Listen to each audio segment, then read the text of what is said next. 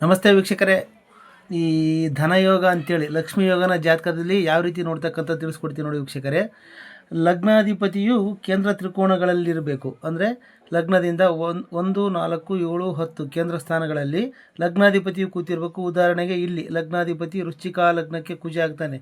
ಇಲ್ಲೇ ಆಗಲಿ 1, 4 ಇಲ್ಲಿ ಲಗ್ನದಲ್ಲೇ ಆಗಲಿ ಅಥವಾ 10ನೇ ಮನೆಯಲ್ಲಾಗಲಿ ಕುಜ.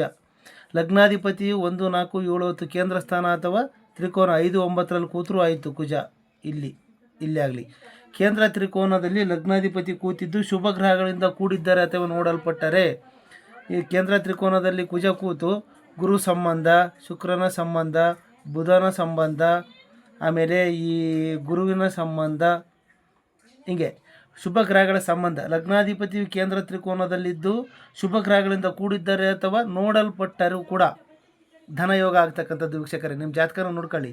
ಲಗ್ನಾಧಿಪತಿಯು ಕೇಂದ್ರ ತ್ರಿಕೋನಗಳಲ್ಲಿದ್ದು ಶುಭ ಗ್ರಹಗಳಿಂದ ಕೂಡಿದ್ದಾರೆ ಅಥವಾ ನೋಡಲ್ಪಟ್ಟರೆ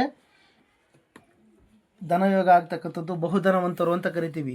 ಮತ್ತೊಂದು ರೀತಿಯಲ್ಲಿ ಏನಂದರೆ ಲಗ್ನಾಧಿಪತಿಯು ದ್ವಿತೀಯ ಸ್ಥಾನದಲ್ಲಿ, ಲಗ್ನಾಧಿಪತಿಯು ಇನ್ನೊಂದು ಯೋಗ, ಲಗ್ನಾಧಿಪತಿಯು 2ನೇ ಮನೆಯಲ್ಲಿ, 2ನೇ ಮನೆ ಅಧಿಪತಿಯು ಲಾಭ ಸ್ಥಾನದಲ್ಲಿ, ಇಲ್ಲಿ 11ನೇ ಮನೆಯಲ್ಲಿ 1, 2, 3, 4, 5, 6, 7, 8, 9, 10, 11 ಲಗ್ನದಿಂದ ಎಣಿಸ್ಕೊಂಬಂದ 11ನೇ ಮನೆ. ಲಗ್ನಾಧಿಪತಿ 2ನೇ ಮನೆಯಲ್ಲಿ, ಉದಾಹರಣೆಗೆ ಕುಜ ವೃಶ್ಚಿಕ ಲಗ್ನಕ್ಕೆ 2ನೇ ಮನೆ. 2ನೇ ಮನೆ ಅಧಿಪತಿಯಾಗಿರ್ತಕ್ಕಂಥ ಧನುರಾಶಿಗೆ ಅಧಿಪತಿ ಗುರು ಲಾಭದಲ್ಲಿ, ಈ ಅಧಿಪತಿ ಜನನ ಲಗ್ನದಲ್ಲಿ, ಈ ಲಾಭದ ಅಧಿಪತಿ ಕನ್ಯಾ ರಾಶಿ ಅಧಿಪತಿ ಬುಧ ಬಂದು ಲಗ್ನದಲ್ಲಿ ಕೂತಾರೆ.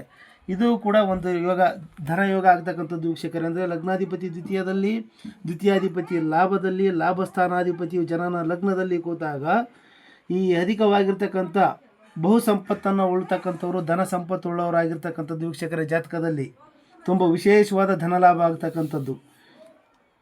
ಆನಂತರ ಮತ್ತೊಂದು ಯೋಗನೂ ಕೂಡ ಕೊಡುತ್ತೆ ವೀಕ್ಷಕರೇ. ಇನ್ನೊಂದು ರೀತಿಯಾಗೂ ಬರುತ್ತೆ. ಏನಂದರೆ ಲಗ್ನಾಧಿಪತಿ 2ನೇ ಮನೆಯಲ್ಲಿ ಕುಜ, ಇನ್ನೊಂದಿಲ್ಲ, ಲಗ್ನಾಧಿಪತಿ 2ನೇ ಮನೆಯಲ್ಲಿ, ಈ 2ನೇ ಮನೆ ಅಧಿಪತಿಯಾಗಿರ್ತಕ್ಕಂಥ ಗುರು ಲಗ್ನದಲ್ಲಿ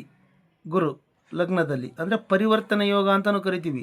ಲಗ್ನಾಧಿಪತಿ ಕುಜ 2ನೇ ಮನೆಯಲ್ಲಿ, 2ನೇ ಮನೆ ಅಧಿಪತಿ ಗುರು ಲಗ್ನದಲ್ಲಿ. ಇದು ಕೂಡ ಯಾವುದೇ ರೀತಿ ಶ್ರಮ ಇಲ್ದಂಗೆ, ಲಕ್ ಅಂತ ಕರಿತೀವಲ್ಲ, ಲಾಟ್ರಿ, ಈ ರೀತಿಯಾಗಿ ಪರಿವರ್ತನೆ ಯೋಗ ಶ್ರಮವಿಲ್ಲದೆ ಧನಲಾಭವನ್ನು ಉಂಟು ಮಾಡ್ತಕ್ಕಂಥದ್ದು ವೀಕ್ಷಕರೇ. ಅಂದರೆ ಇನ್ನೊಂದು ಸಾರಿ ಹೇಳ್ತೀನಿ ನೋಡಿ.